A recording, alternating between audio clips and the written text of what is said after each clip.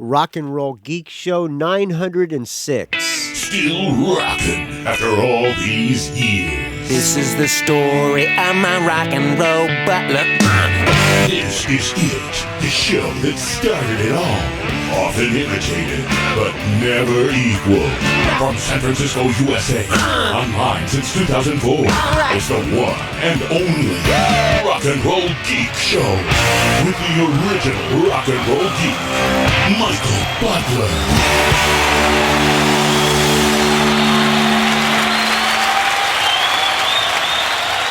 Welcome to the Rock and Roll Geek Show. My name's Michael Butler. Thanks a lot for joining me. I really appreciate it. Today is Saturday, February 23rd, 2019, and it is 6:49 p.m. when I'm recording this episode. Oh, how you doing, friends? I am super great. Could not be better myself. All right. What am I going to do tonight? I have no idea. We are going to sit around and play some music and read some emails, play some show reviews and audio comments, and just bask in the beauty that is a Saturday night in my closet, drinking some beer and staring at the wall. All right, but I need to open a beer. I could be getting a little bit drunk tonight because I'm not drinking Tecates. I can drink Tecates all night and not really get drunk, but Brad Shick sent me a care package in the mail. There's a note here. Hey, Michael, thought you'd like to try some Texas beers. Also inside the box, there is something real good that you might enjoy. So he sent me, your vinyl is also on its way. He sent me, pull these out of here. He sent me 2 vinyls, Chuck Berry Singles Collection, a 3 LP set on 180-gram vinyl, and Ellie Easton solo album, sealed. Ellie Easton, of course, from The Cars. And he sent me, let's see, he says, I've sent you this box and postage money for some American Heartbreak shirts, extra large, and vinyl and stuff. Oh, maybe I shouldn't have said how much he weighs, but the extra large. Thank you, Brad Schick. He sent me some money for the postage. By the way, if everybody who has sent me money for the American Heartbreak stuff that I said I would send out if you sent me postage, I've sent a lot of stuff out. I didn't send anything out this week because I've been working my ass off, as Phil Hendry says. I will send another batch of stuff out next week. I apologize for the delay, but if you sent me money for the stuff, it is coming, friends. Just be patient, please. I'm not ripping you off. Trust me. Well, not intentionally anyway. I'm going to pull out one of these beers that Brad Schick sent me. He said he sent me some Texas beers. I'm going to reach down in my refrigerator. And some of these, when you drink these microbrews, they tend to have more alcohol than others. And I don't know how much alcohol are in these things, but they're random beers. So the first one I'm going to open is Dallas Blonde, Love Runs Deep, from Deep Ellum Brewing Company. Deep Ellum is a neighborhood in Texas, I believe. It's like a hipster neighborhood, I think. So I'm gonna put it in the Yeti knockoff, Dallas Blonde. I'm gonna drink these all. I'm gonna drink Brad Schick's beers all night tonight. So if I get drunk, forgive me, friends. This one's a little bit difficult to open, or maybe I'm just weak. I'm gonna take a sip of the first Dallas Blonde. First sip.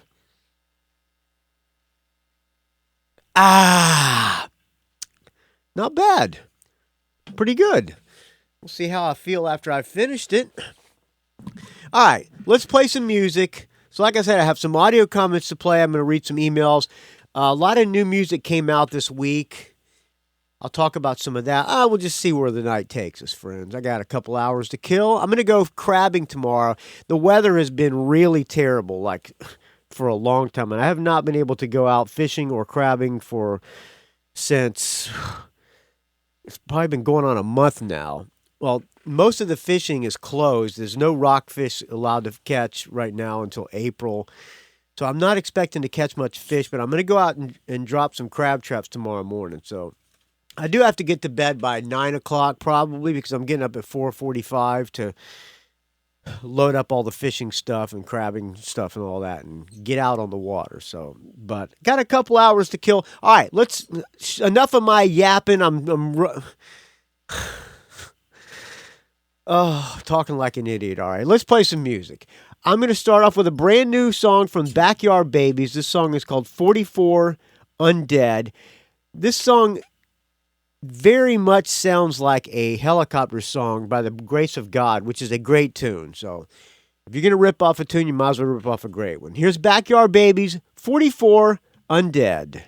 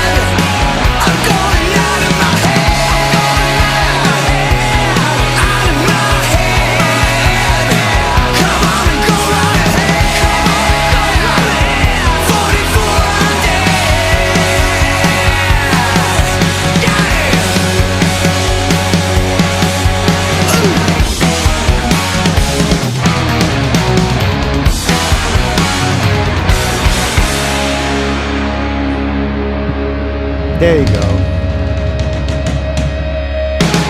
Brand new Backyard Babies. It's a good tune. I like it. It's a good, really rocking production and catchy tune. Brand new Backyard Babies. All right. Let's find some background music so I can play to thank the people who donate to the show. Thank you, everybody who donates to the Rock and Roll Geek Show, because without your donations, this show would die a horrible, putrid, stench-filled death. I ask you at the end of the episode, think about how you liked it. If did I like that episode? What is that episode worth to me? Was it worth a pack of cigarettes? Was it worth a beer? Was it worth absolutely nothing? Did you like the Cowboy Mac Bell interview? Thank you. Oh, by the way, speaking of that, thank you, everybody, for the kind words. That was a fun interview. I was supposed to talk to Tommy Stinson like the same day, and I got stiffed by him. But Cowboy Mac Bell was...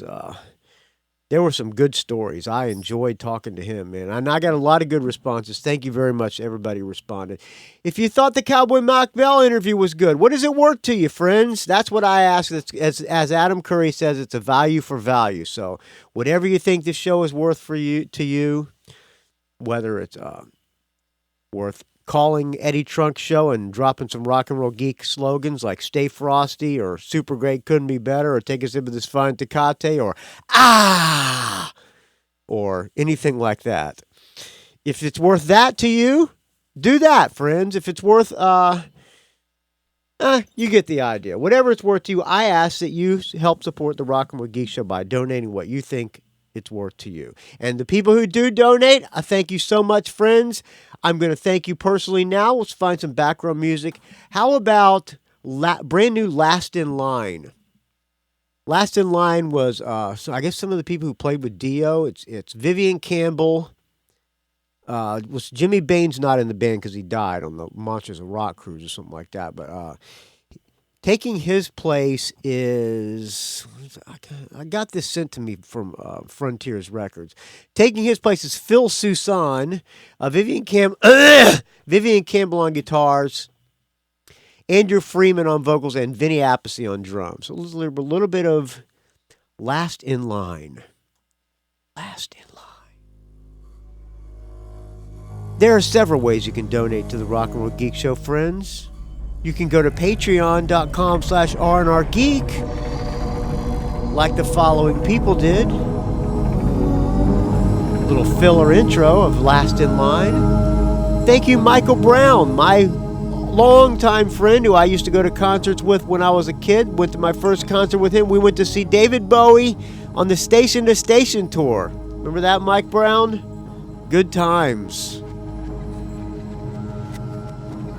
Thank you to Joe Pawlak for the $6. Oh, Mike Brown donates $25 every episode. Thank you to Joe Pawlak for the $666 every episode, $6.66. Thank you to Ken Kennedy for the $5 every episode on patreon.com/RNRGeek. Thank you to Daniel Segan for the $5. Thanks to Grant Farquhar for the $5. Thanks to Sean Hartwell for the $5. Read how we got here. Listen a little bit.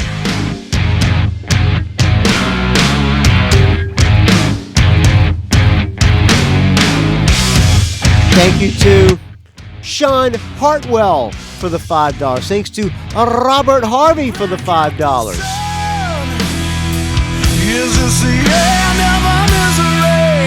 Ah, these vocals.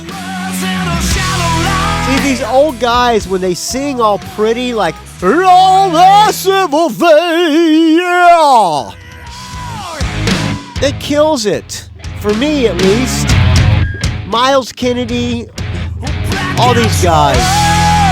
Whoa! Alright, what else we got here? Alright, where was I? Thank you to Robert Harvey for the $5. Thanks to Jamie Jefford for the $5. Thanks to my good friend Chiaki Hinohara of the Metal Moment podcast and the Japanese Metalhead show. Chiaki coming over for an Oscar party tomorrow night. The gay Super Bowl at Michael Butler's house. Oh, this is not too bad. Thank you.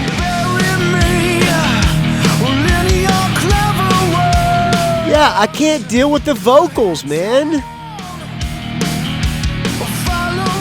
Alright, I'm a donation segment. I'm not going to critique the Last in Line.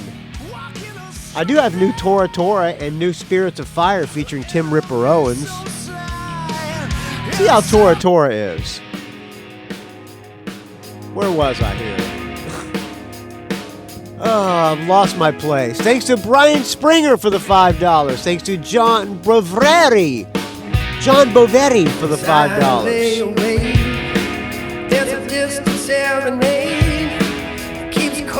A little bit better. Thanks to Derek Lewis for the $5. Tora Tora Tora. Or is it Tora Tora?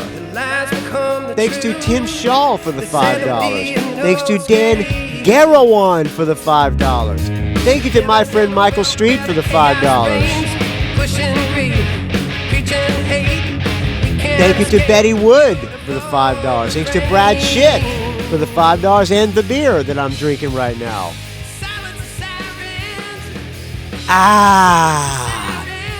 Oh, there was something else in the package too. It was a big fat pre-roll, which will last me probably a month or two. Thank you, Brad Shick. Thank you to Marsha York for the $5. Thank you to my podcast mentor and co-host of the Mad at Dad podcast, Dave Slusher, in the Evil Genius Chronicles. Evil Genius Chronicles. Thanks to Derek Coward of Comic Book Noise for the $2.50 every episode. Thank you to Chad Burns for the $2.50 every episode. Thanks to Paul Roub for the $2.25. Thanks to Adrian Boschan, Bosch Rock in the forums, and the Rock and Roll Geek Facebook page, which I did not create, but I do accept people. You just got to answer 2 questions so I know you're not a Russian hacker. There's some people in there who have requested to be added, but I'm not adding them right now because they haven't answered the questions. Very simple questions. Thank you to Patrick Shanahan for the $2. Thanks to Eric Stowell, Mike Dixon, Kirk Crawford, Paul Underwood, Bruce McMillan, Stephen McIntyre, all for $2. And finally, $1 every episode from Patreon at Metal Dan, Bonstone, John Richardson, Arnie Stash, Ron Embody, 3 Legs, 4 Wheels, and Corey Kohler!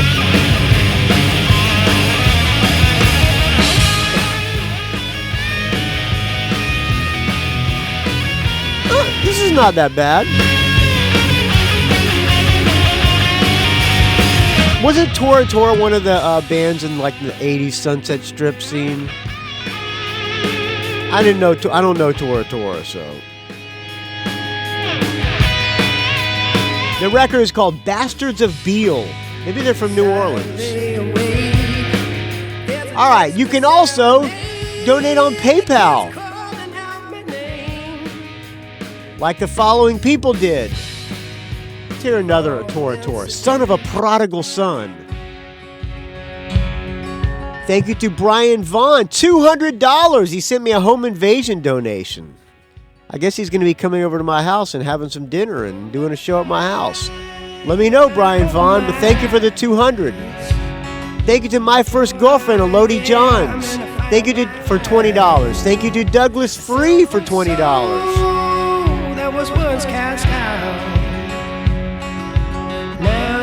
This is not really my kind of music, but I think it's better than that singer for Last in Line. Thank you to Zach Erlocker for the $15. Thank you to James Venners for the $10. Thanks to Jason Shepard for the $10. Thanks to Todd Cunningham for the $10. Friend of the show and friend of mine. We went to see Danko Jones last week, which I'll talk about later on. Thank you to Ralph Miller, friend of mine and friend of the show, for the $10. Thanks to Dave Franco for the $10. Thanks to BJ Lisco for the $10. Thanks to Dave Jackson in the School of Podcasting for the $10. What else we got here from All Good Things? How about a little bit of a band called Spirits of Fire featuring Tim Ripper Owens? A little bit of metal, maybe? All right, here we go. Thanks to Jeff and Sherry Thielelucky for the $10. Thanks to Benjamin Mueller for the $5. Thanks to Greg Long for the $5. Thanks to Eric Lentz for the $5. Thanks to Kelly Mitchell for the $5. Thanks to Michael Williams for the $5. Thanks to Richard Strom for the $5. Thanks to Andrew Howell for the $5. Thanks to Dale Roller for $5.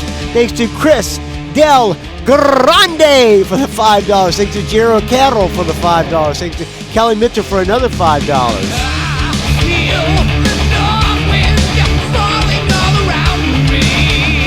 This is not bad. I lost my place. Thanks to John Tennis for the $5. Thanks to Peter Spark for the $10. Thanks to John Offenloch for the $5.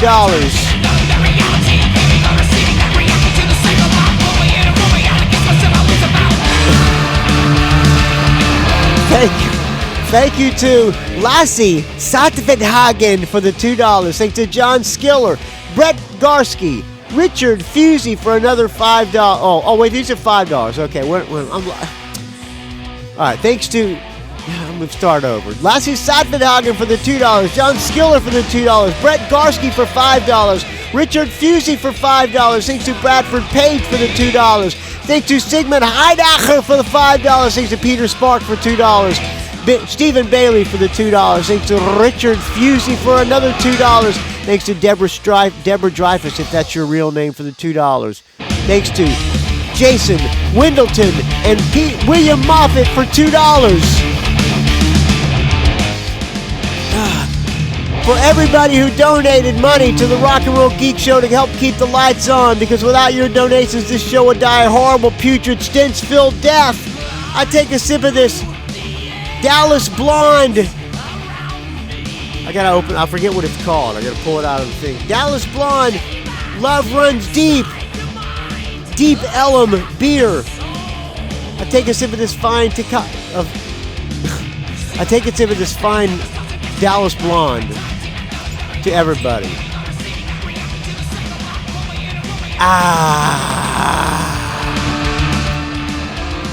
Okay, all right, enough of that. Still here? I don't blame you if you turned it off. Oh, speaking of that, also Eric Rock and Roll Plebe sent me a nice letter in the mail today. Just came in the mail this afternoon. Eric Rock and Roll Plebe. Gift for M. Butler from Eric the Rock and Roll Plebe for a few rolls, or maybe just Abby Spears. Or my dog's crying. I got a dog in heat. So two of my dogs are not fixed because we show them sometimes and race them and stuff. And one of the girl dog is in heat, and the boy dog is wanting to have relations with his sister, and he's crying because he's separated from her. But thank you, Eric Rock and Roll Plebe. He sent me a gift card from a really good sushi place in San Francisco called Ibisu. $50 gift card. Thank you, Eric Rock and Roll Plebe. I really appreciate that, friend. I think he sent me a show review. I might as well play that since he sent it to me. Let's see. Where are we here? Which one is it? Maybe this one? Hey, Michael Butler. This is Eric, the Rock and Roll Plebe. Hey, Eric. How are you? I'm super great. Couldn't be better. Can't wait to have some sushi. Thank you, friend. Right. And I'm drinking one of your beers. Oh, no, you didn't send the beer. Brad Shick sent me the beer, but thank you, Eric. I want to keep this short. I want to try to do three quick show reviews in under 3 minutes if I can. So okay. Here we go. All right. Here we go. Hold on. Let me close the door because Kazzy, the dog, is crying. What's wrong, Kazzy? Got to close you out, buddy. He is not happy. All right, back to you, Eric. Here we go. I think that could be another catch. Here we go. Yeah. Crowbar in yes. Someone calling a radio show. Yes.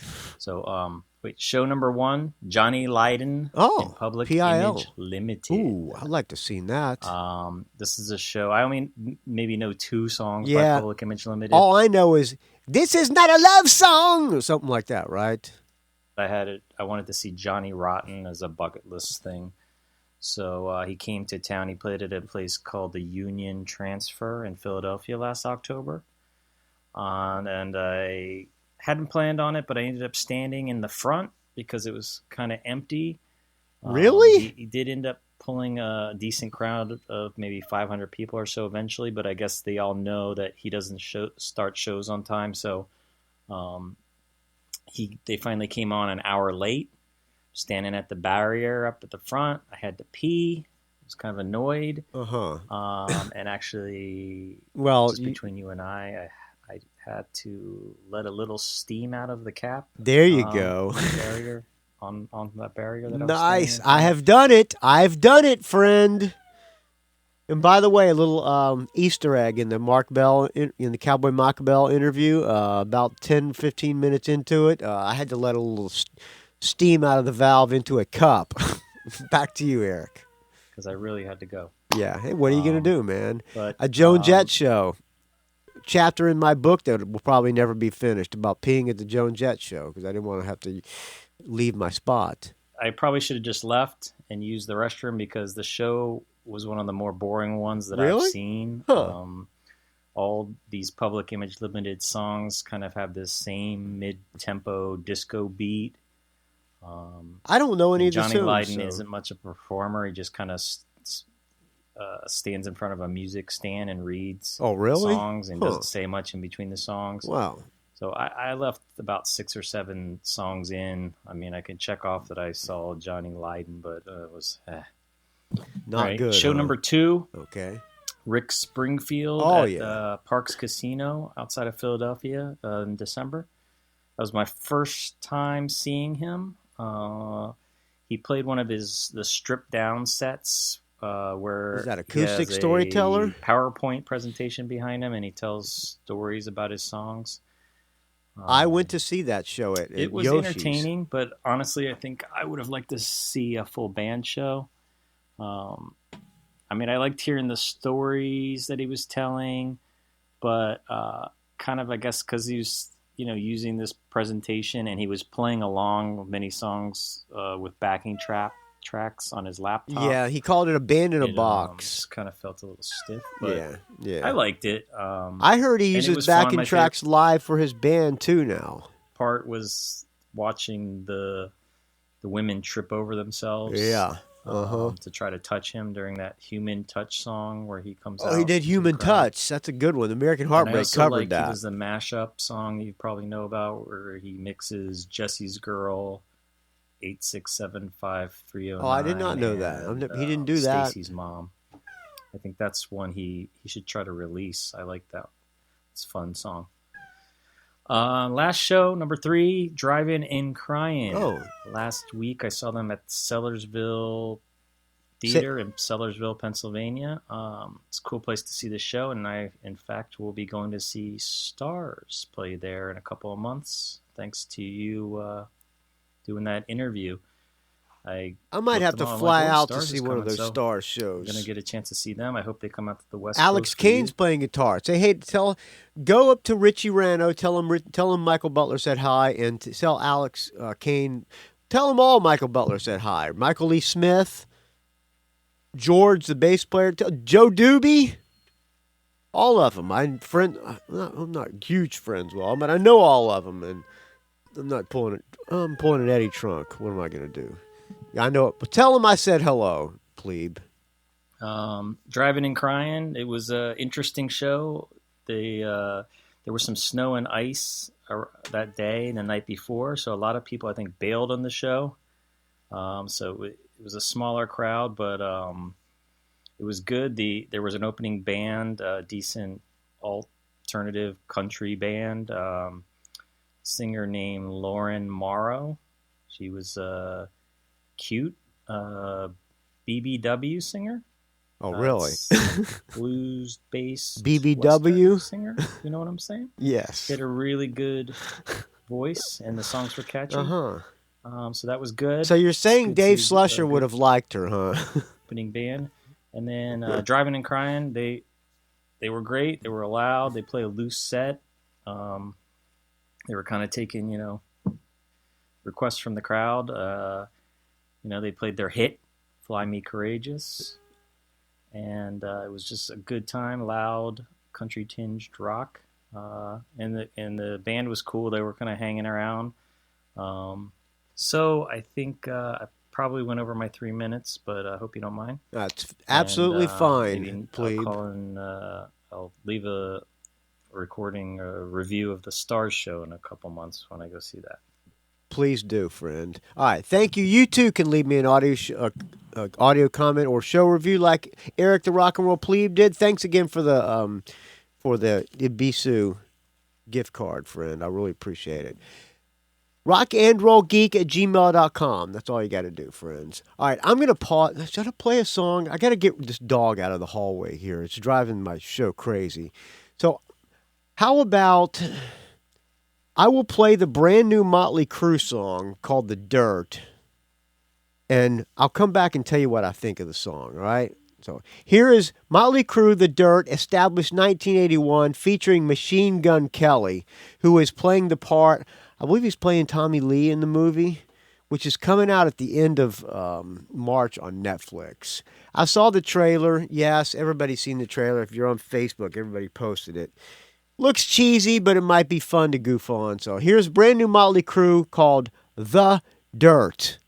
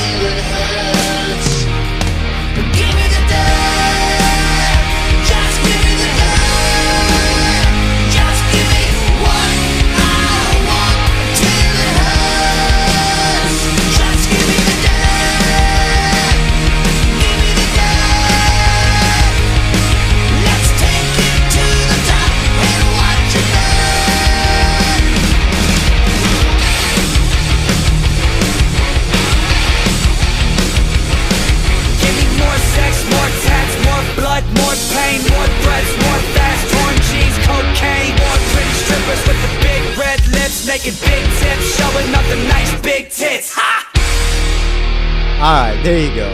Brand new Motley Crue. It's okay. It's kind of catchy. I guess it kind of grows on you. Written by John Five.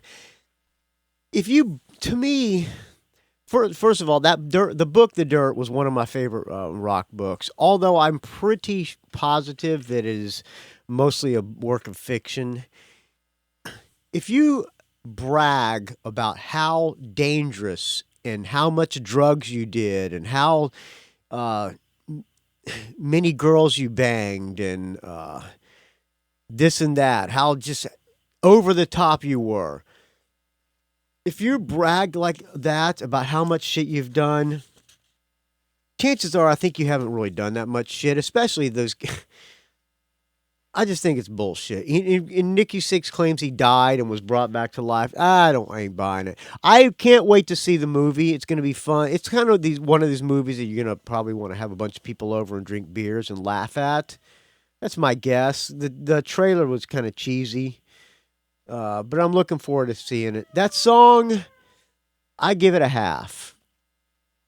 When it said featuring Machine Gun Kelly, I thought it was going to be like going to have a rap section. So fortunately, all he did was more dope, more beef, more meat, more tits, more fire, more boob, more.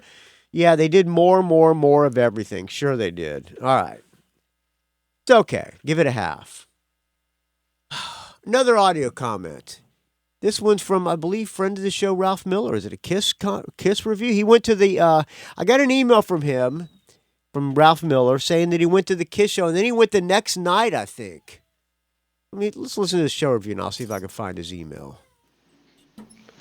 Hey, Michael Butler, Ralph Miller here. Hey, Ralph. It's been a while since I left a show review. I can't remember when you've ever left a show review. Wanted to get the year started off right and make myself useful. Yes, please. And give you a couple show reviews. Thank you. First show review is Ace Frehley. Oh. Ace has been in the news recently, as you know. Not for the best reasons. For bad-mouthing Kiss, yes. This show was a couple Saturdays ago up in Jackson, California, which is just in the start of the foothills of the Sierras outside of Sacramento at an Indian casino. And my wife and I were up in the snow country at Kirkwood, and this was a mere hour and a half drive in the dark on the icy, snowy roads to go see Ace. Wow, but, you really like Ace Frehley that much, Ralph? It may not have been the wisest decision, but my decision is go see the rock and roll. By the way, this dog is. I'm sorry, the dog's going to be howling all night outside my door. I can't do anything about it. The cold in the dark, and went down to Jackson. Was billed as a 7:00 show, and 7:00 sharp, the band came out. Oh, so it was Ace and his new band. They opened with the band is a Nashville band called the. What is it? What are they called? The Rock and Roll Residency. That's it. The Rock and Roll Residency. Right. And then they did Hard Times. What did they start off with? Hold on. Let me see. Back it up here. Came out. So it was Ace and his new band. And they opened with Parasite. Parasite, baby. And then they did Hard Times. Okay. And Ace said, how do you like my new band? How you like my new Still band? learning their names. And thought he would introduce the band at that point, or at least have them introduce themselves. Forgot their names. But that was it. This is my new band. Now back to me. So then he went into Rocket Ride. Take a rocket ride. She wants a rocket ride. She wants a rocket Love ride. Gun. How y'all doing, people? Love Gun. His rhythm guitarist was doing vocals on Love Gun. Then used to be done by the drummer, I think, who he had before they fired his whole backup band. Rock Soldiers and Rip It Out. Rip it out. Take my heart. Ace is just chucking guitar picks into the crowd, left and right.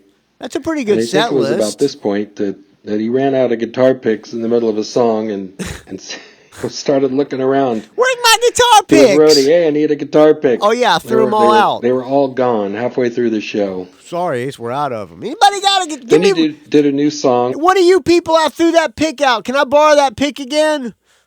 We'll play a brand new song. Spaceman record called "Rockin' with the Boys." 'Cause I'm rocking with the boys. And, in his intro, he actually gave Gene Simmons credit for coming up with the name of the album, Spaceman. I want to credit this was Gene Simmons for naming my album Spaceman, the most unoriginal title he could think of. It was about 3 days before the spat between Ace and Gene. Yeah. Not really? sure he's mentioning Gene's name on future shows, but he did call him out for naming his record. I don't like Gene Simmons anymore, but because he hit on my wife, but he did name the album, so thank you, Gene. Strange Ways. Strange Ways, Wasted Days. The other Good guitar tune. player sang. It's a good tune. So his new band, they all played very well. They basically looked like that was they all could have been in a Judas Priest tribute band. They had long straight hair with studs on their guitar straps. They are a good cover band in Nashville. They're similar to the Butlers. But they were fine.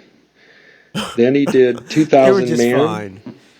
2000 Man. What is that? I don't know that. That's one. Yeah, okay. I don't really know that one, but yeah. All you Kiss fans, I know. I should know that one, but. Groove. I'm back. Where he talked about that being his big hit. This is my big hit. And tried to get people to sing along. Y'all sing along. I don't know. These folks, although they were wearing a lot of Kiss shirts and a lot of Ace Frehley shirts. Come on, all shirts, you people in the Indian Casino. Didn't really seem to know I'm New York Ace Groove. Frehley. Y'all don't know back in the New York Groove. Up next was Shock Me. Shock Me. Put on your black leather. Good set list. The guitar solo with the smoke coming out of the pickups. Yeah. Where's my smoke nothing we guitar? haven't seen before. And then the last song before the break was Cold Gin. I wrote this one back in 75. So then a very short break, and then the encore. We're going to take a short break and come back for an encore. All right. Detroit Rock City. He did Detroit Rock City, huh? Wow. The rhythm guitarist sang again. And they closed with Deuce. Ace was a deuce. It was a great show. A good set list. Despite what Gene Simmons thinks, Ace Frehley is able to do an entire show. Yeah, by the way, that backup band, as you probably know, was Gene Simmons' backup band. So, good for those guys. And End It, which was rather prompt. The show ended at 8:23, which is leaving the whole night An free. hour and 23 minutes. I'm sure it was for us to gamble, but not for me. I got back in the car and made it back to the cabin before the roads were completely iced over. Ralph? So great show. It was good to see Ace. He was in fine form. Good crowd.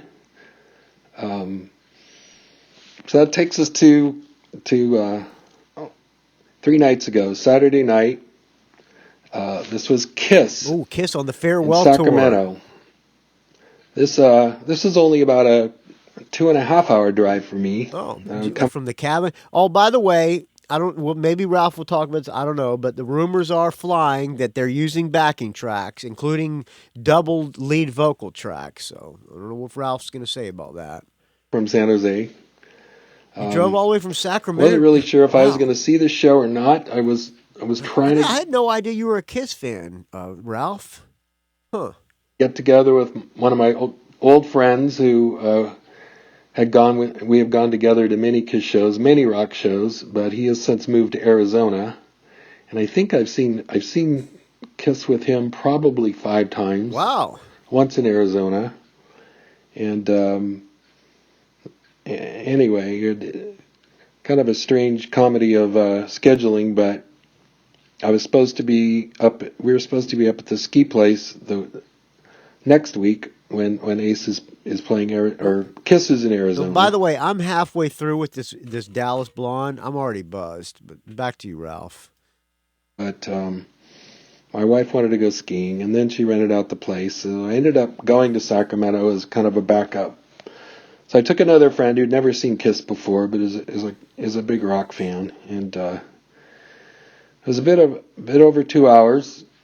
Thank you for keeping me company on the way up. Oh, I listened to the Billy Rowe interview and the beginning of the Jet Boys review with Casey. Yeah. Very entertaining. Thanks for that. You're welcome. So the show was in downtown Sacramento at the Golden One Center, which is basically a basketball arena where the Kings play. I've not been to this venue. Is that It's Arco only Arena? 2 or 3 years old, and it's very nice, right in the middle of downtown. So we parked in a nearby parking garage. Pretty easy in and out. Show was supposed to start at 7:30. But it wasn't Did they until have an opening 7:50 band? that the opening act came out. And Oh, who was the I opening don't know act? if anybody's read about the opening act, but it's pretty cool. So there's a guy named David Garibaldi, who's a painter, and the show started with about an 8x8 foot black canvas in front of the big Kiss drape that was covering the stage. So this painter comes out with 3 and 4 inch brushes and buckets of paint and starts throwing paint onto this canvas with these thick brushes, and he's basically making a mural or a very large painting of a famous dead rock star. And as he continues to do the painting, the character on the canvas is slowly revealed, and then they start playing music from that artist. I won't say who it was, so I won't spoil this for anybody who's going to see Kiss, or even if they do this at the other shows. But it was very well done. So he did that. Then he started with a fresh canvas, doing another dead rock star. Was there music going during And he this? painted this one very cool. He painted the image upside down, and when he was done, he turned the canvas over to reveal the portrait. And it was very good. So then one more canvas came out, and he started making some smaller images. So you know what's coming. It's the 4 faces of Kiss. The crowd went crazy. And it was very good, very nice, unless you're Ace Frehley, and then your face came out a little fat and a little bloated and a little distorted. And maybe that was by design or maybe it was by accident, but I thought that was very funny. So this canvas is being auctioned off. I see the current auction price is a mere $13,000. Ouch! But along with the canvas, you get tickets to the Oakland show in September, a hotel, and dinner. So if you don't have your tickets for Oakland yet, bid $13,000 there's on good that tickets painting. still available through KISS for $13,000. Yeah. It goes to a good charity. By the way, I'm looking. Yeah, I'm sure. Good So charity. another 30 minutes we had to wait until KISS it's came going out. for a good charity. Sure, I'm sure it is. The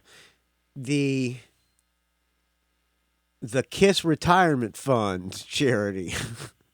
I'm looking at the painting now because he sent it on an email. Ralph included it on email. Yeah. All right. Yeah. It's great. And $13,000. No. they had the big. But you do get free dinner. I don't know where the dinner's at. Maybe it's probably at their the Rockin' Brews.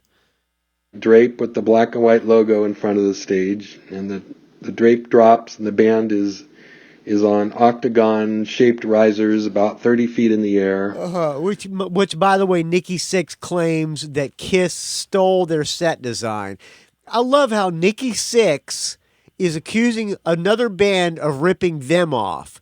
The band who ripped everybody off is accusing KISS of ripping them off. Back to you, Ralph Miller. Slowly being lowered to the stage as they're playing. What? You need some convincing? SOS, Same Old Song and Dance, rip off of Same Old Song and Dance, Aerosmith, Motley Crue, SOS, Same Old Situation. The list can go on and on. Deep Nikki Sixx ripping off Pete Way. Rock City. Why am I? I'm getting pissed off. I'm gonna back it up. So, if you don't have your tickets for Oakland yet, backed it up a little bit too far. That's okay. There's good tickets. I'm still drunk available off this through blonde Kiss for Dallas blonde. $13,000. It goes to a good charity, I'm sure. So another 30 minutes we had to wait until Kiss came out, and they had the big giant drape with the black and white logo in front of the stage, and the drape drops, and the band is on octagon-shaped risers about 30 feet in the air, slowly being lowered to the stage as they're playing Detroit Rock City. All I think a lot right has on a been Saturday surmised night. about whether they're playing live or whether they're Who playing played it better, Ace or Kiss? backing tracks. Oh, wait a minute. Wait a minute. I just backed up, talked over. Key moment. Detroit Rock City. I think a lot has been surmised about whether they're playing live or whether they're playing with backing tracks. Yeah. This one sounded very clean, and I would not be surprised if they had backing tracks on this song. Next song was Shout It Out Loud. Then they Shout it! He could neither confirm nor deny that they were using backing tracks. Deuce. It was a deuce. Again, did Ace play it better? You Say Yeah from Sonic Boom. Okay. Heaven's on Fire. Heaven's on Fire. Was that on Asylum or I don't know? Everything after Love Gun. Everything after Love Gun. I don't really know that well. I'm not an authority of Kiss post Love Gun. War Machine. War Machine. So this is the song where Gene blows fire. Which is usually on Firehouse. But he did that on War Machine. Then they did Lick It Up. Lick it up! Oh! A little bit of Won't Get... Don't tell me right now! Again, music thrown in there. Up next was 100,000 Years with the drum solo. 100,000 years. So this is my cue to go to the bathroom. Yeah. That's my bathroom song. Yeah, drum solo. So I went to we really need an Eric Singer drum solo? I got a question for everybody here. Did he do all that? Sorry to taking so long. And then I wandered into, they have a VIP lounge on the lower level. We had floor seats about 17th row on the floor. Oh, nice. So a very nice lounge, and I got myself a very expensive beer and was chatting with the bartender about the arena and how they built it and all that. And I think I missed most of the next song, which was Tears Are Falling. Oh, I like Tears Are Falling. Oh, no, Tears Are Falling.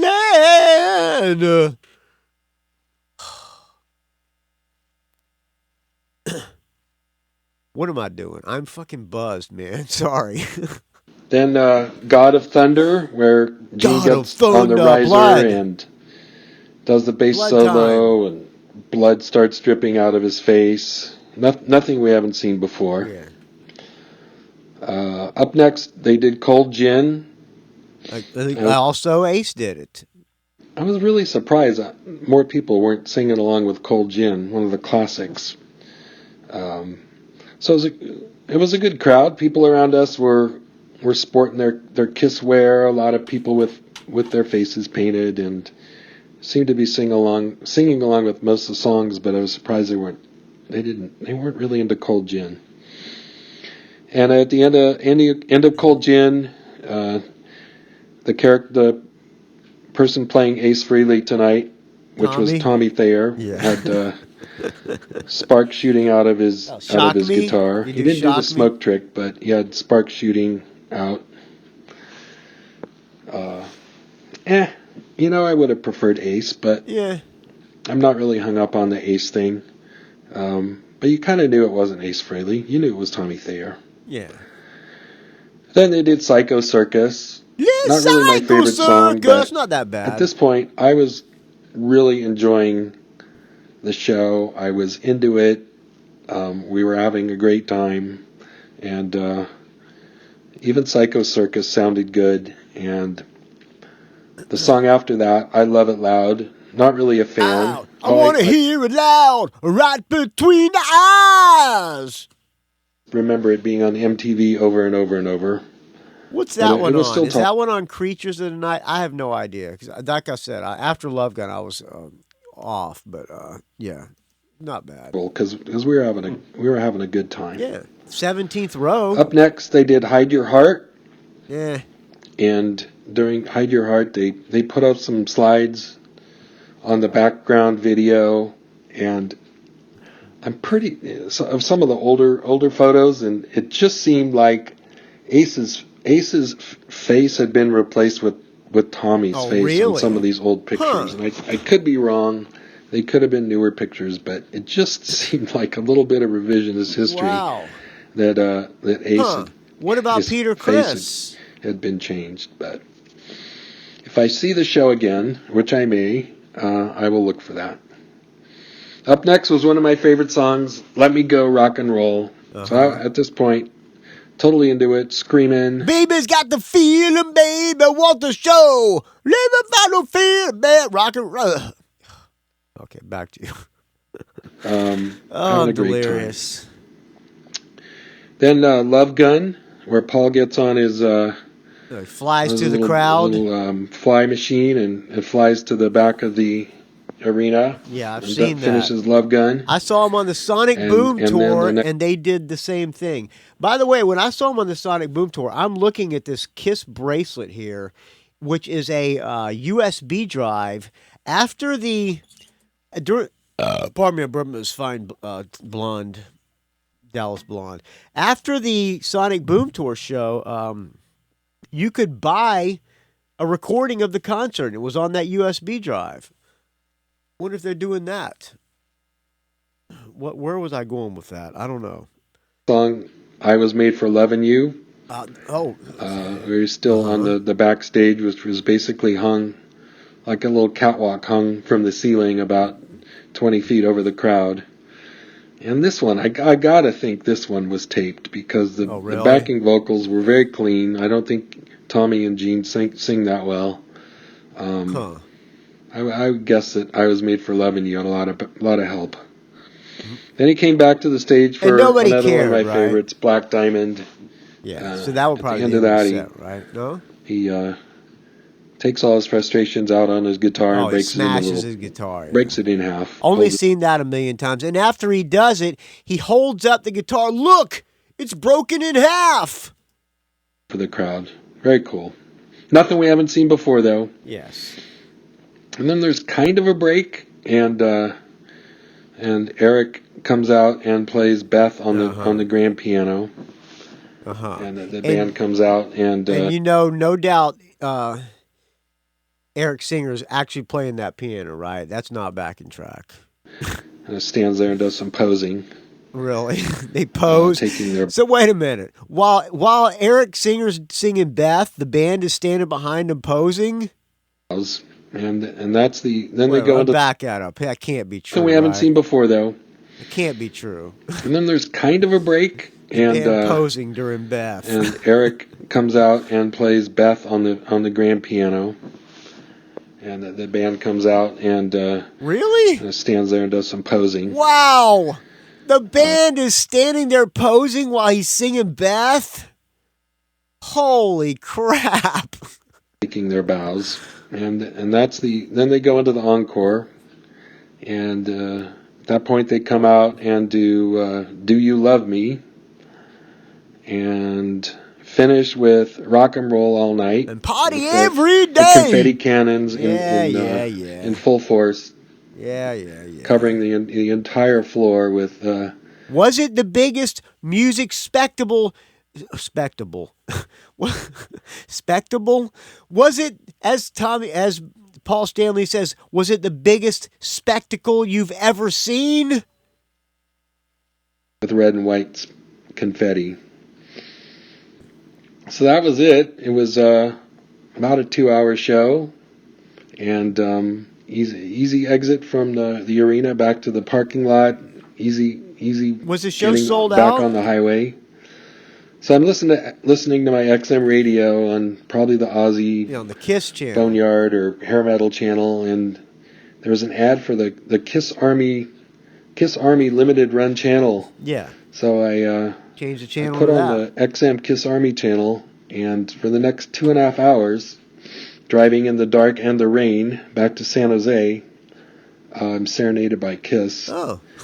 Which was great. Yeah. I put it on that channel on Sirius XM, and the one time I put it on, they were playing AC/DC because AC/DC opened for Kiss once, so they decided to play Long Way to the Top. I think there were only 3 songs I really didn't care for out of 2.5 hours, which is pretty good if you think about a band you like that you could listen to them for 2.5 hours. No idea and Ralph only Miller was such a don't Kiss like fan. 3 songs. So it was a great show. I definitely recommend people go see it. I would say, don't worry about Ace not being there. Don't worry about backing tracks. Yeah, just go and just go. And, just give them your money and have a good have time. Fun. Yeah. Because we did. Well, I'm glad. So there you have it. Miller. It's a good review. I like that. Hope to be a little more active on leaving show reviews this year. It was also great that you got a chance to talk to Paul Stanley the other day. Yeah, he called into the Mad at Dad show. I found that very amusing. He was a good guy. So thanks for that, and stay frosty. Stay frosty, Talk to you friend. You too can leave a Kiss show review or any kind of show review like Ralph Miller did. rockandrollgeek@gmail.com. You can also call area code 706-621-ROCK, but I'd rather you just email it to me. It's a lot easier for me, and it doesn't get cut off after 2 minutes like Skype does. He goes on to say, he sent me an email that says, after seeing the show again on Wednesday in Arizona, he went to the show again on Wednesday. They did not play Tears Are Falling in Sacramento. I must have imagined hearing that when I was off in the lounge. 100,000 Years was just extremely long, and they did more verses after the drum solo. Years, Tears, my hearing's just not that good anymore. The video montage during Hydro... Okay, that's enough of that. All right, well, there you go. The show was great. It was a show, Kiss leaving nothing behind, the fire, the flying, the confetti, and the great songs. Quite the spectacle. Should not be missed. There you go. All right, well, I'm glad you liked it, Ralph. I would go. If somebody bought me a ticket, I would definitely go. But I ain't paying over. He probably paid. What do you think 17th row cost? I'm gonna guess $250. Yeah, it's too rich for my blood. But if somebody bought me a ticket, I would definitely go. All right, so Todd Cunningham and I went to see Danko Jones on last Saturday. Todd Cunningham asked me if I wanted to go. He had an extra ticket. I said, sure. I wasn't sure if I was going to be in town, but it turned out I was in town. We had to go to a dog thing on Friday night up down in Lost Hills. It was one of our dog who broke her leg in the hunt was receiving a big trophy because even though she broke her leg, she was one of the top dogs of the year in the coursing, chasing after jackrabbits. Anyway, so Todd Cunningham had an extra ticket. Also, and I found out from my friend Tim Binder that I was also on the guest list from a PR company. Tim Binder, also working the Danko Jones promo, offered me a guest list spot. So I actually had 3 tickets. So I wish I'd have known if somebody wanted to go, I could have got them in. But so yeah, Todd Cunningham and I went to see Danko Jones. It was Danko Jones, Nashville Pussy, and also on the bill was supposed to be Prima Donna, who I actually like a lot. Prima Donna didn't play. The first band that came out was Nashville Pussy. I was like, don't want to go to the bar across the street or something during Nashville Pussy, but I watched them. I got to say, man, I had never actually watched Nashville Pussy before, but that girl they have in the band, I don't know her name. Their music's kind of a little bit generic and a little AC/DC-ish, but whatever. But that girl had my attention the entire set. The singer, Blaine Cartwright, I think is his name. Didn't do much for me, but that girl who played guitar, she played like a SG the entire time.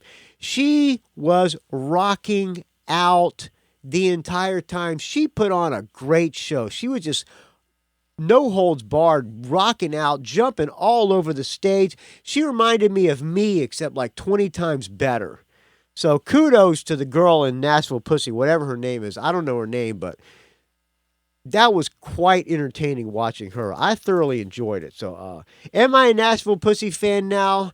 I guess in a way I kind of am, because she just blew me away. She was so good. And she's a ripping guitar player. I had no idea.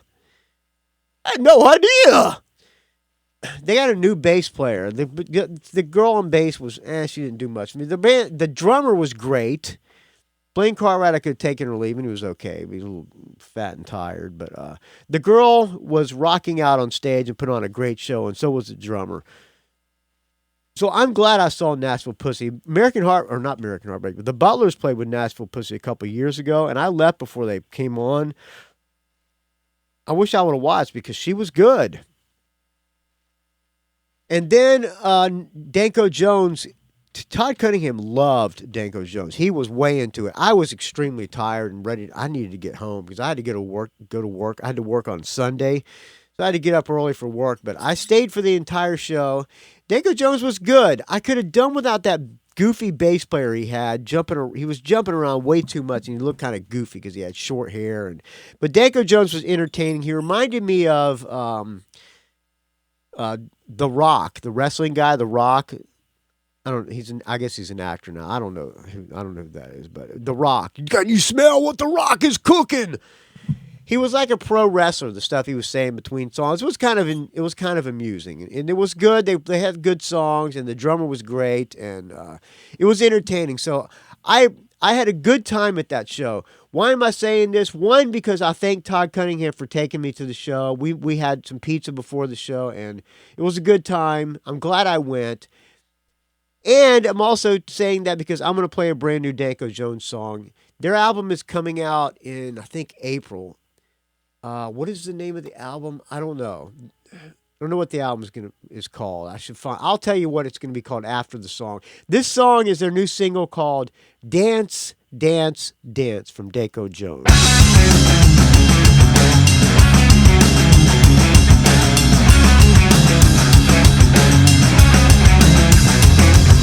Not too many things I like to see. See my baby dancing up in front of me. She put her red shoes on, went ahead and danced the blues. I turn the lights down low and man, I'll never lose. I know it's kinda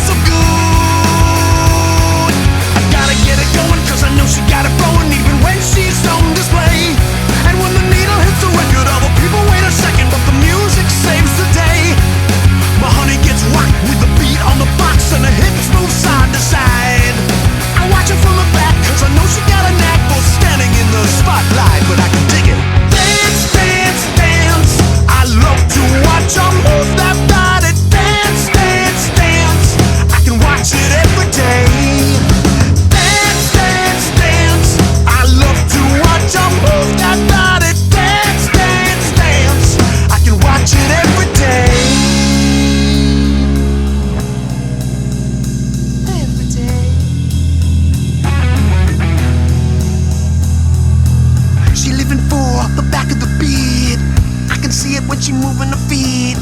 If you turn it up a little bit higher, gonna lose it and I'll start to perspire. I don't mind cause I'm along for the ride. I don't mind cause I'm along for the ride. I like to see her moving up and alive. I get off watching her gets me high. I don't mind cause I'm along for the ride. I don't mind cause I'm along for the ride. I like to watch her move her hips to the side. Watching her gets me high. Dance, dance, dance. I love to watch her move that body. Dance, dance, dance. I can watch it every day. Dance, dance, dance. I love to watch her move that body. Dance, dance, dance. I can watch it every day. Dance, dance, dance. Dance, dance, dance. Move that body, yeah. Dance, dance, dance. Dance, dance, dance. I can watch her every day.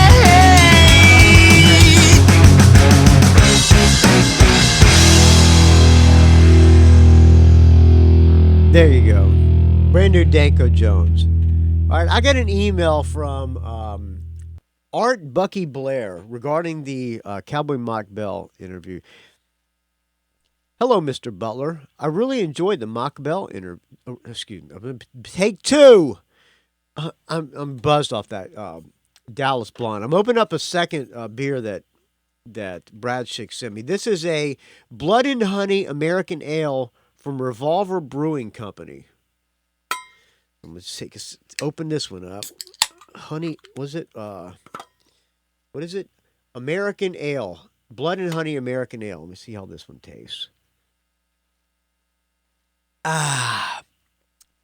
Little sweeter. Quite tasty.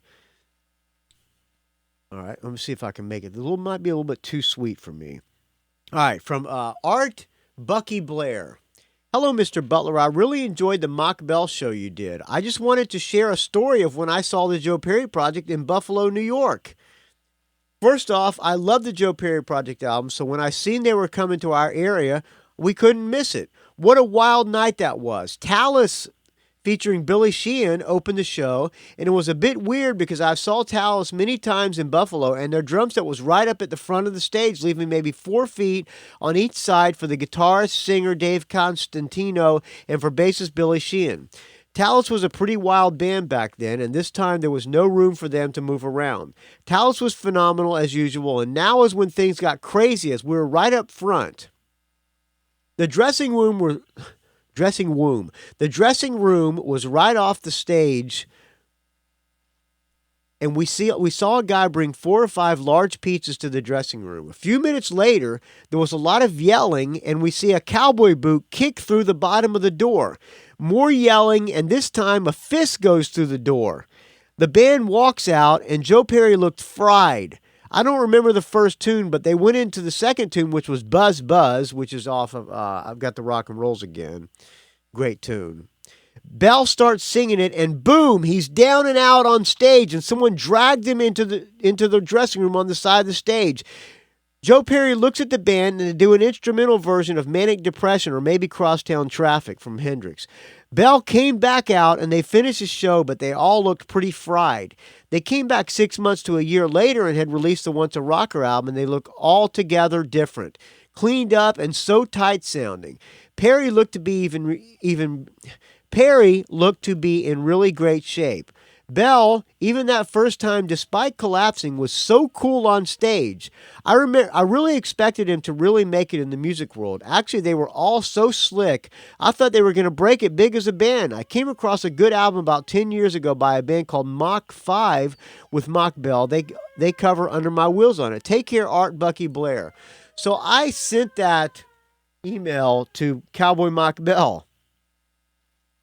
I said, hey, Cowboy, this is a great email from a listener you might want to read. Because I got a nice heartfelt thank you note from him about having him on the show. He was very nice. Anyway, he responded back when I sent him that email. And he says, hi, Michael. Thanks for sharing Bucky Blair's vivid account of Joe Perry Project in Buffalo, New York. Wow, The last part of this story, the part where the band is healthy and functioning, must have been Thursday, October 6, 1983. Kazzy! Guy kept a diary. A busy day on the Always a Rocker tour that started with a live lunch. Whoa, listen to this. Okay, back it up. The last part of his story, the part where the band is healthy and functioning, must have been Thursday, October 6, 1983. A busy day on the Always a Rocker tour that started with a live lunchtime Joe Perry Project concert in Buffalo at the 2001 Club, broadcast live over 97 Rock FM. I think I might have a recording of that somewhere. Then, that same day, we drove to nearby Lockport to rock the After Dark Club.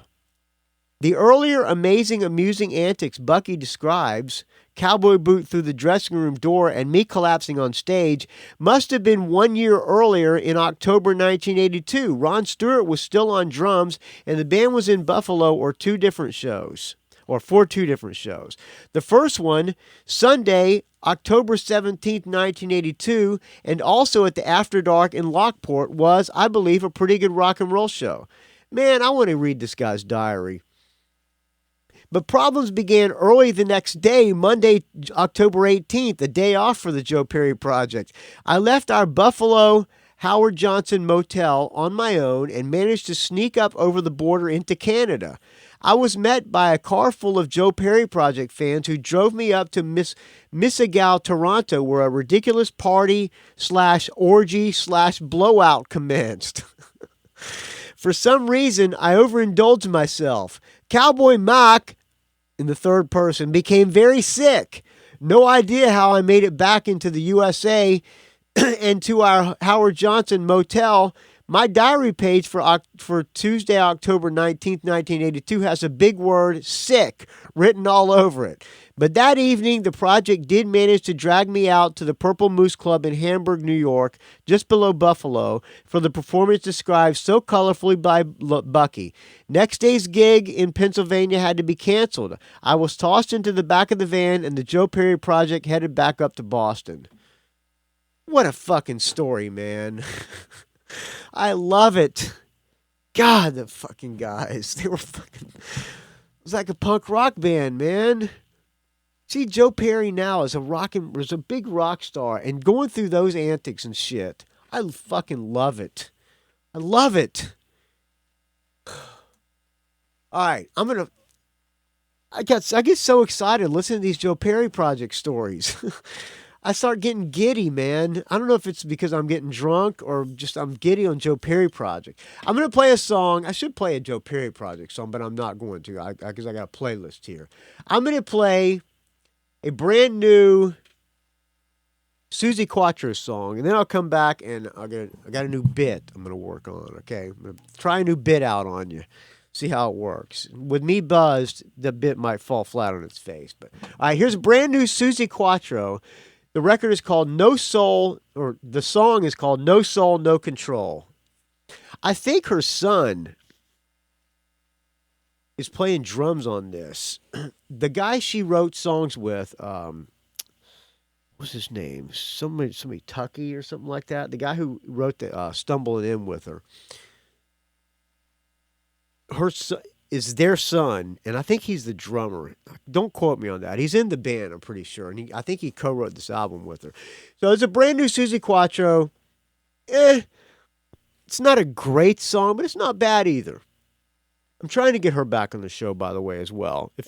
Pardon me, I'm burping up this fine Blood and Honey American Ale. I might puke this beer up. I don't know if I'm going to make it through this beer. It's a little too sweet for me.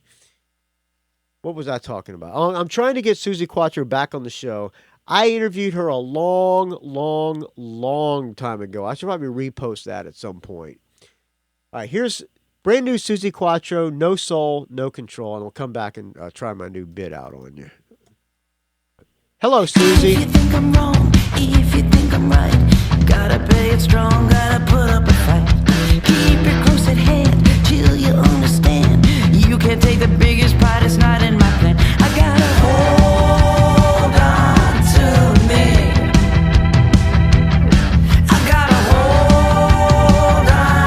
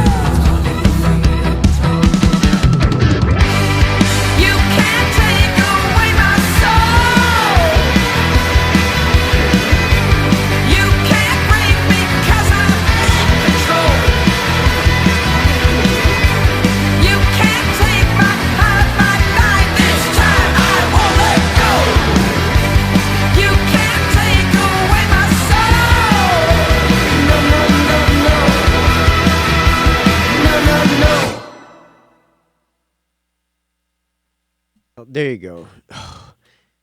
Unprofessionalism to the top.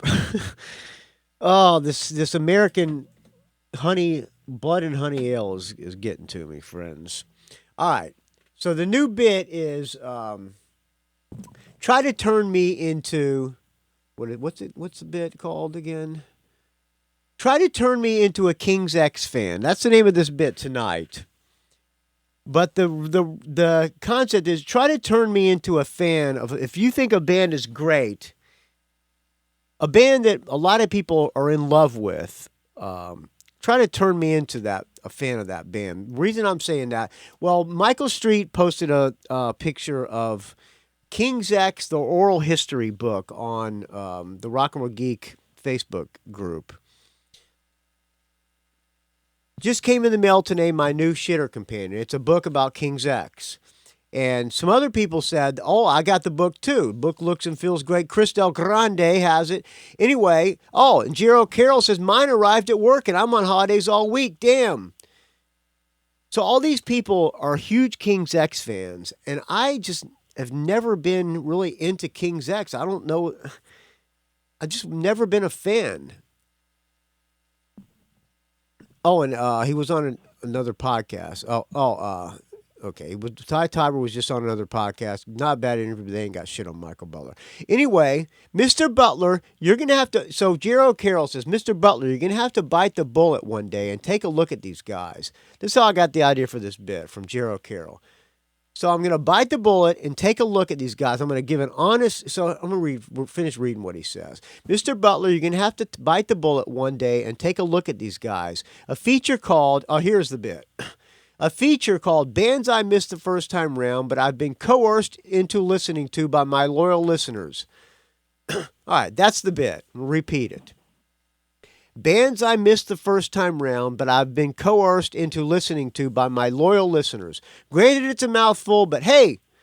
All right, so I responded to Jero Carroll, send me a link to their best song, and I'll give it a listen. And he says, everyone is going to have a favorite, but I'll send you two. This is one of their concert standards. So several people sent songs. So I'm going to listen to some of these songs and see if you can turn me into a King's X fan.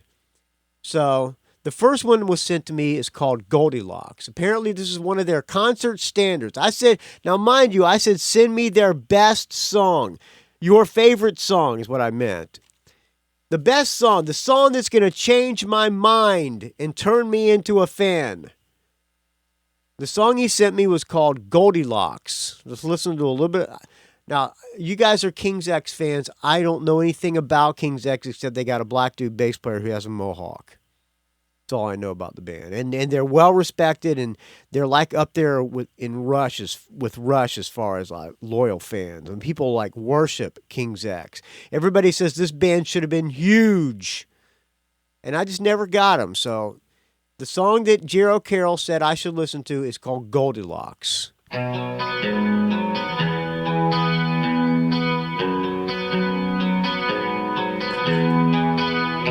I think I'm going to have to pause this a sec. I'm going to have to bail on this Blood and Honey Revolver Brew. Fuck it. I can't waste a beer. Back to you, King's X. All right, decent enough riff. A little too serious.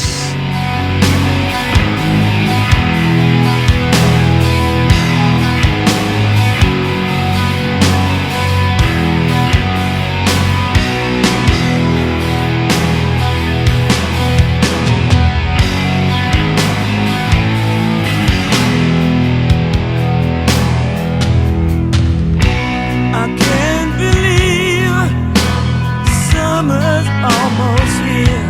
Yeah. Again, the vocals. Made it through another year. It sounds like a black dude singing, which, but he still sounds. I don't have no problem with a black dude singing. Don't get me wrong. I mean, I just recently watched a James Brown documentary that I had seen before, but I watched it a second time, and it was fantastic. So nothing to do with the black dude singing, but he's a little too clean singing. Even if alone, but there's no not bad. It's not blowing me away, though. Looking for one night. All right, I'm going to get it to the chorus, and then I'm going to go on to the next song. I think that should be enough, unless I should be listening to a solo. All right, I'll get it to the chorus, and I'll move it to the solo to see if there's a fantastic solo. Stand behind you and I watch you from a mile away. It's not blowing me away, Jero Carroll. Wishing you could be the one, but not here this way. I got to know your name. I must know who you are. Listen, it doesn't suck. It's okay.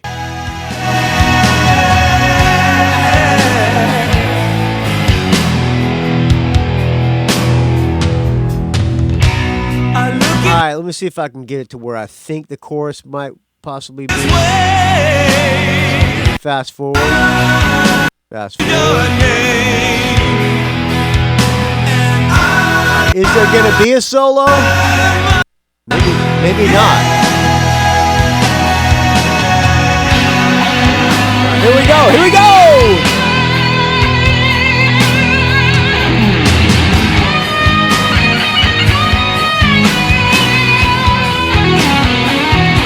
All right, the guitar player's good.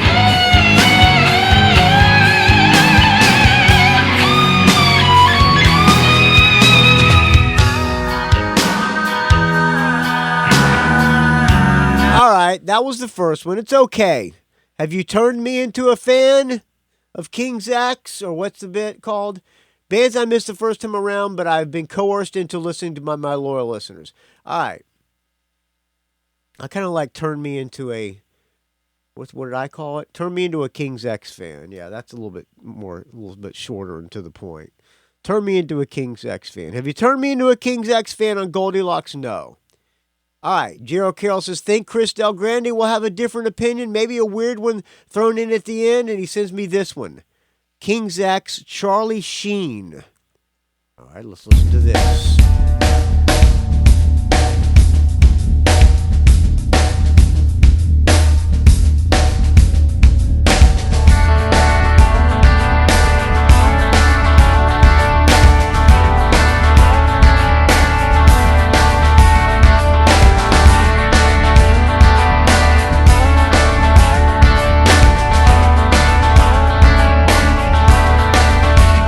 Decent enough riff.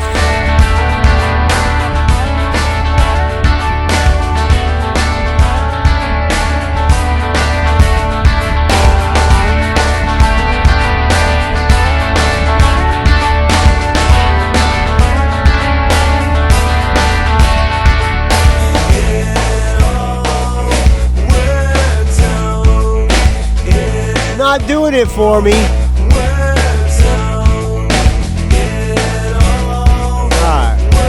Bailing on that one. That one sucked, man. I don't know if he would just throw me a curveball. All right. Honestly, I don't see Michael getting into this band, Chris Del Grande says. People either love them or just don't get it. But here's a song, King's X, Fall on Me. Let's listen to this one here. I found this. Oh, I gotta wait till the commercial. And when I moved da da da da da da. Okay. All right, that's a little bit better.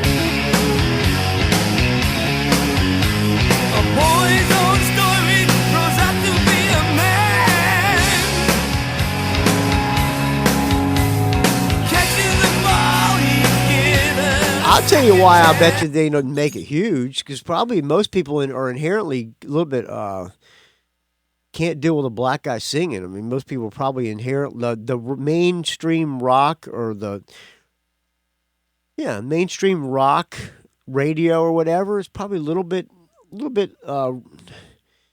racist and can't be down with a black dude singing rock and roll.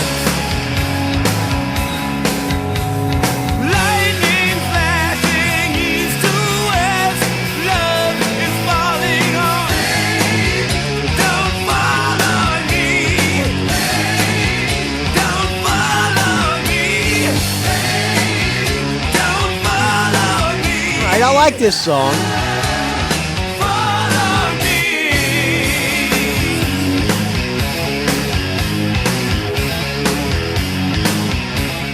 Something about him's a little too clean and not enough of a edge for me.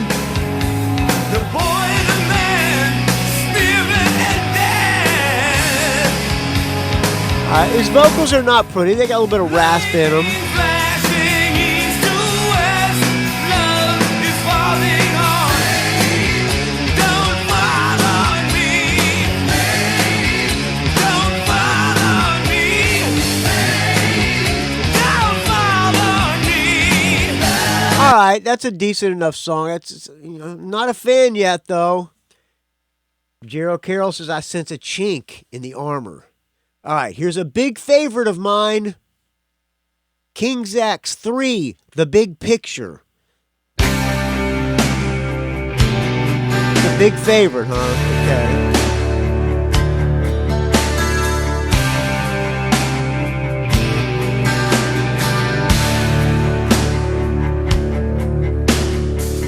She's got everything I need and more to live my life. Never ever thought to think of, never survive. The circle has been broken, it's always been. Seems a little, I don't know, man. It's not blowing me away, Jer. We're on our way.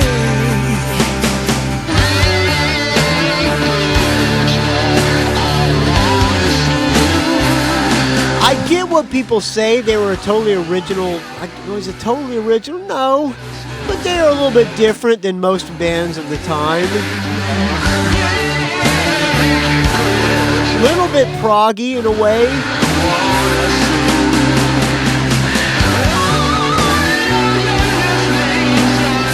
I can see how these are like a musician's band.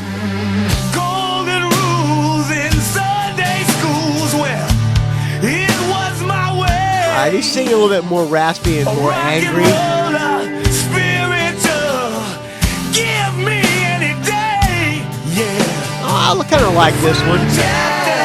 The morning after, blowing in the wind, taking away the other day, and time stands us still.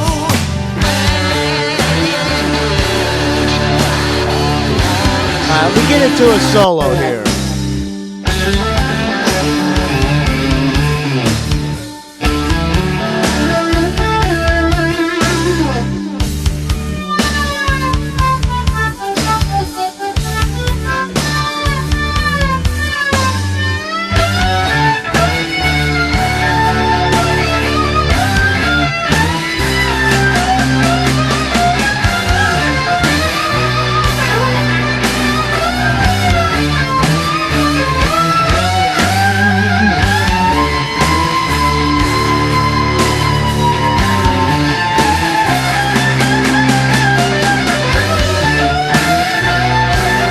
The guy rips on the guitar. The song just kind of, the song's not that exciting though.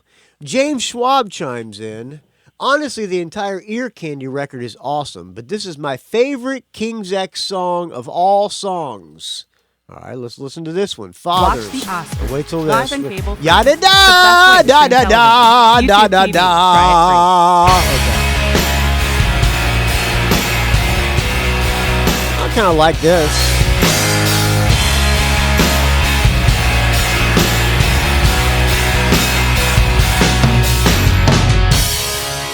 My brother's on crack. My sister's a wreck. Our mother, she tried.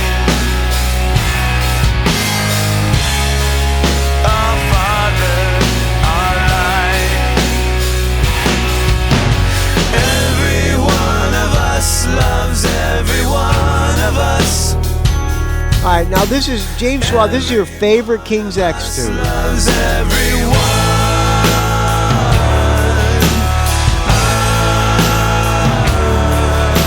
I don't get it. It's okay. I mean, it's D. It's good. It's not great. Another one's gay. More brothers are gone. I get to the solo here.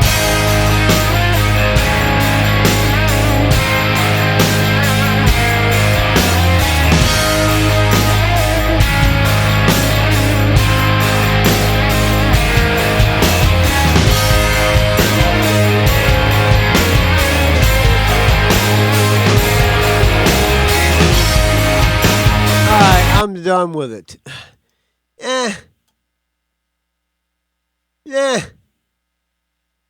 No, I'm not in. It's not getting me. Russell Veasley. I hated King's X when I first heard them. Over my head. A few months go by, and I catch the videos for Power of Love and King is Coming, and I was blown away. I went back to Over My Head and ended up with the notion, what the hell was I thinking? They're great. Now they're one of my all-time favorite bands. All right, I'm gonna go back to Over My Head and let's see. Watch the videos of Power of Love and King is Coming. All right, I'm gonna get on YouTube and look for King's X. What is the song called? King is Coming. All right, let's try. Get a YouTube. King's X, King is Coming. Let's see. King's X, King is Coming. All right, I'm pulling it up here. Is this called King? I don't see King is Coming. I'm going to assume King. I'll just let them see King. All right, we got watching the video here. All right, class, let's stand for the Pledge of Allegiance. All right, we're walking them. Get out of a police car. I pledge allegiance to the flag of the United States of America. Here comes King's X walking into the school. For which it stands, one nation, under God, indivisible, with liberty and justice for all. Class, we have a new student today. Douglas.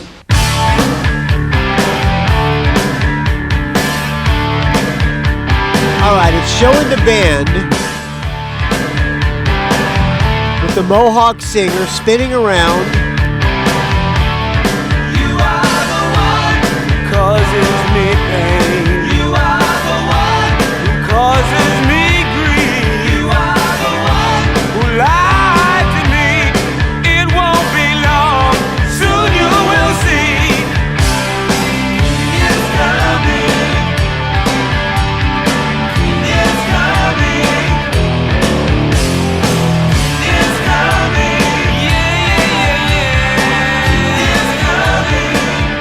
coming. The singer plays left as a bass player. He plays left-handed. He's got a mohawk, and he wears like these Confederate-looking weird, like colonial outfits. It won't be long. Your kingdom will quake. Oh, it's coming. It's coming. It's coming. It's coming.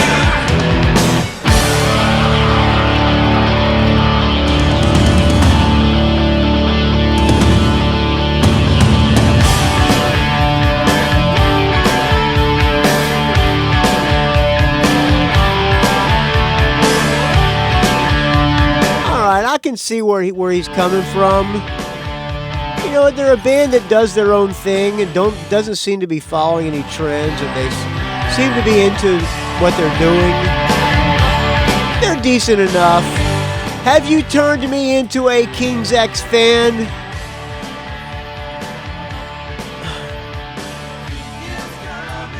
I have to say, no, you have not. Do I have anything against Kings? No, they're good. Am I going to go out and buy some King's X records? No. But if anybody wants to change my mind, feel free to send me the entire King's X catalog, or feel free to not send me the entire King's X catalog because that will just be wrong. But Jero Carroll, thank you for trying, but you have not changed my mind. Richard Fusey says, just listen to Gretchen Goes to Nebraska. It's a masterpiece. Probably the one band that fits the bill of should have been huge more than any other. I don't think so. Those songs don't sound like hit songs to me. But Jero Carroll, thank you for trying.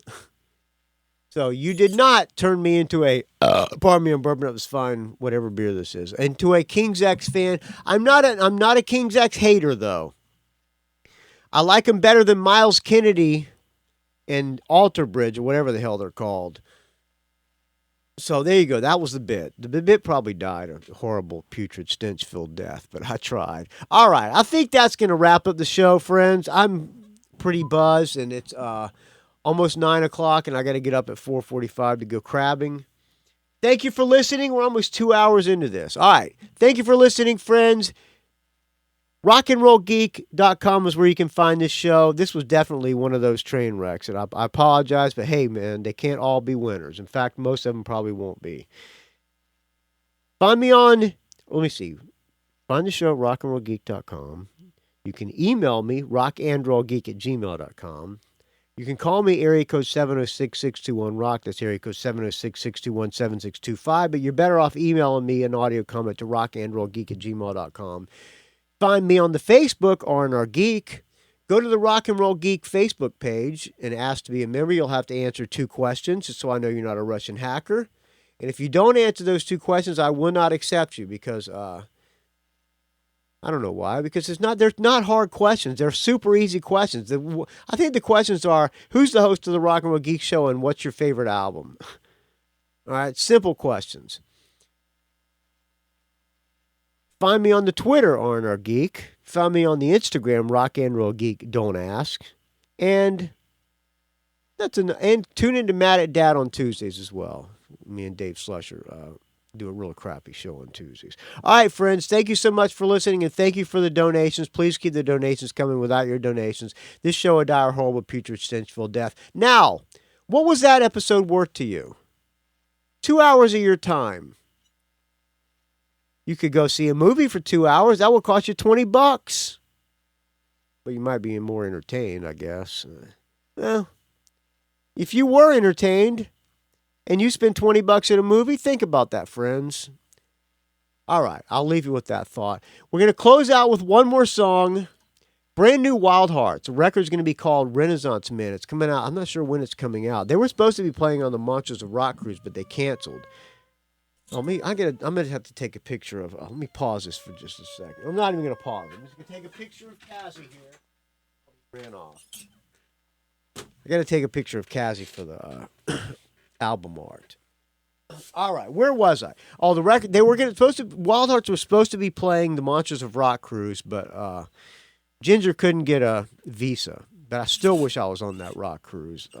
Joel's playing. King's X is playing. I'm pretty sure. Billy Rowe and Jet Boy are playing. Rose Tattoo's playing. DAD's playing. Yeah, I'm jealous that I'm not there. All right, brand new Wildhearts. The record's going to be called Renaissance Men. This song is called Dislocated. Thank you so much for listening, friends. I will talk to you very soon.